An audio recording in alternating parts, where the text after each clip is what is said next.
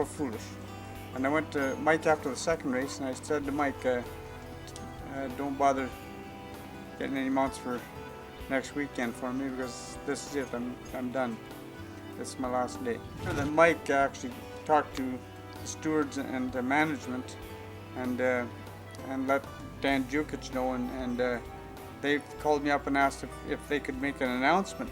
This was my last day, and I said, that's fine, you can do that, but you have to wait till I'm on post parade for the last race. And so they respected my wishes, and that's what happened. And actually, that was a very emotional time for me, Tom, because I'm on post parade, and Dan says this is out of the blue, says this is Chris's last ride, and a great career and everything like that, and the whole grandstand went silent.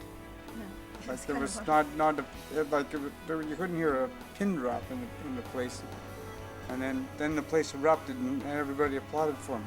But it was like a minute of silence while everybody let it sink in. So I thought that was a lot of respect they showed for me.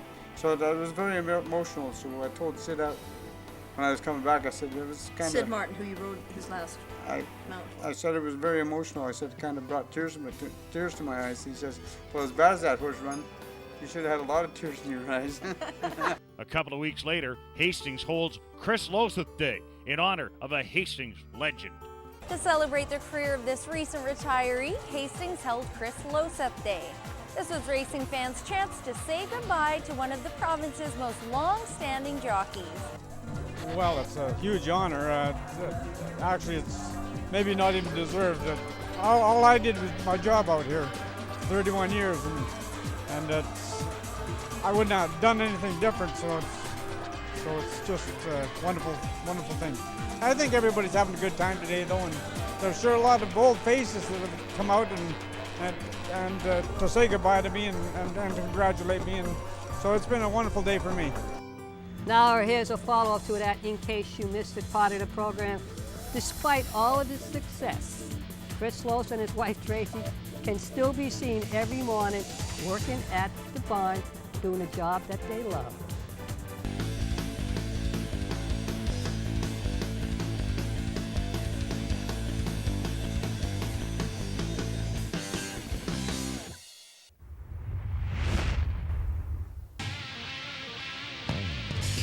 The Sport of King shines its camera on the equine heroes competing for glory in the biggest weekly Hastings race. We call it our Race of the Week. The Race of the Week is brought to you by Nick's Spaghetti House. Nick's Spaghetti House, combining great food in a horse racing atmosphere. On our Race of the Week today, brought to you by Nick's Spaghetti House, we've been looking at some outstanding and promising 3-year-old fillies. They're competing in the $50,000 Supernatural. It's going 1 mile and a 16th. Let's turn the microphone over for the preview to Brooke Watt. Otero is owned by Tres Hombres. Otero's coming off a big win in the Emerald Downs over some of these. She'll be going this distance for the first time today. And she's doing well, but it's not an easy place. It's never easy, Tom. Dearest Princess is owned by RJT Thoroughbreds. Dearest Princess has won 3 of her last 4 starts and will be stalking the leaders today. She's coming into the race excellent. She's trained well. We wanted to get a prep race into her a few weeks ago, but it didn't fill, so we're forced into training into it. But she's trained well, and I think she's fit, and she'll make them all run. Victorious Vi is owned by Sandlin Stable. Victorious Vi is a stakes winner, making her 2nd start of the year. She will like this distance. Only got 1 race under her belt, and we're extending the distance that she's running, but we've worked on getting her to relax, and hopefully she's got some finish at the end. Oh So Noticed is owned by Phil Hall. Oh So Noticed is packing a bull at work coming into today's race, and she'll need her best effort to take a big share of the purse. The question mark is if she can go this far. But every time I rode in short, I have so much horse. Last time she just, take the lead very early, and I was waiting for horses. She don't see the horse coming, and we got caught. But I think she can be this bunches, but she likes the track. Ebony and Ice is owned by Leif Nordal. Ebony and Ice is last year's fantasy winner, and she'll need a repeat of that effort to win today. It's going to be one of those races where, horses are getting a new distance for them, and so it could be, a horse that hasn't had a chance to run long that'll come up and surprise us. Jungle Lily is owned by Jim Veach. Jungle Lily is another maiden stretching out today. She'll need a repeat of her early season winning performance. Her last start when she run, she ended up running green. She got back, got dirt in her face, and closed a lot of ground.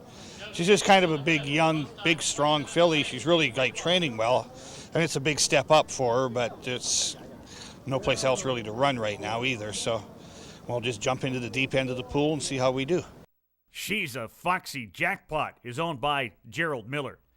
She's a Foxy Jackpot is the most experienced runner and moves to Hastings from Golden Gate, where she won 4 of her last 5 starts. Look for her on the lead early. She's been, she was down at Emerald Downs, been working good, just come up for the stake, and everything's right now looks good for her. Sweet and Sour is owned by Wheeldon Thoroughbreds. Sweet and Sour is another that likes to get the lead early. She won't mind this distance. It's her first long race. We'll have to see how that goes. She'll probably be in the forward part of the race. She'll be on the pace, I think. And now let's enjoy this strong field of fillies. They're going 1 1/16 in the Supernatural. There they go. Field is broken as 1. Field of 8, 3-year-old fillies sent on the way in the Supernatural. Otero from the inside takes a short advantage. Sweet and Sour is right there on the outside. Dearest Princess settles into 3rd. Victoria's 5 4th. Oh So Noticed in 5th by a length and a half, followed by She's a Foxy Jackpot. 3 for the back now comes Jungle Lily, and 2 to the trailer, Ebony and Ice. Through the stretch down for the first time. The opening quarter in a modest 24-1. And Otero shows the way. Sweet and Sour chasing in 2nd. Victoria's 5's on the outside. Dearest Princess now darts to the inside, followed by Oh So Noticed. Then She's a Foxy Jackpot. Jungle Lily's on her outside. 4 back is Ebony and Ice. Into the clubhouse turn they go. The half comes up on the board in 48-4. Now to the half-mile marker they go, and Otero shows the way still by a length. Sweet and Sour, 2nd by a neck. Down on the inside, Dearest Princess 3rd, Victoria's 5. She's a Foxy Jackpot, widest of all. Oh So Noticed, Jungle Lily, and Ebony and Ice. Ebony and Ice about 9 off the lead. To the 5/16 marker they go. 6 furlongs, 1:13-4, and Otero, she's led it from the start, now by 3/4 of a length. Sweet and Sour in 2nd. Now, Dearest Princess losing a little ground. She's a Foxy Jackpot. Down on the inside, Jungle Lily. Ebony and Ice trying to rally as they turn for home. Otero has the lead. Down the lane they come. Otero being attacked by Sweet and Sour, and Dearest Princess down on the inside. Otero, Dearest Princess trying to come through. They hit the wire. Dearest Princess to score. It'll be Otero 2nd. Sweet and Sour 3rd. Jungle Lily 4th. Mel, congratulations. Thanks. Now, run us through the race from where you were sitting and if it went to the way you wanted it. Sorta. I thought my filly would have settled a little better. She was a little over anxious early. She was in behind horses and trying to run up onto them, and I'd have been happier if she'd have relaxed more, but it worked out in the end. So he was in a little tight, couldn't get out around and had to wait for a hole, but when the hole opened, they went. She was good. Were you surprised to see Otero on the lead? Yeah, I was a little bit. I thought she'd be back with me laying 3rd or 4th. I thought a couple of the others in there were the speed, and they would go. Congratulations. Thank you. Time now for Sport of Kings trivia. Here is today's trivia question. In the 1989 Hollywood movie Who is Harry Crumb, actor John Candy plays the role of a jockey during the movie. Do you recognize the paddock area? Can you name the track? We'll have the answer for you in just a moment. Don't go away. The Sport of Kings. We'll be right back.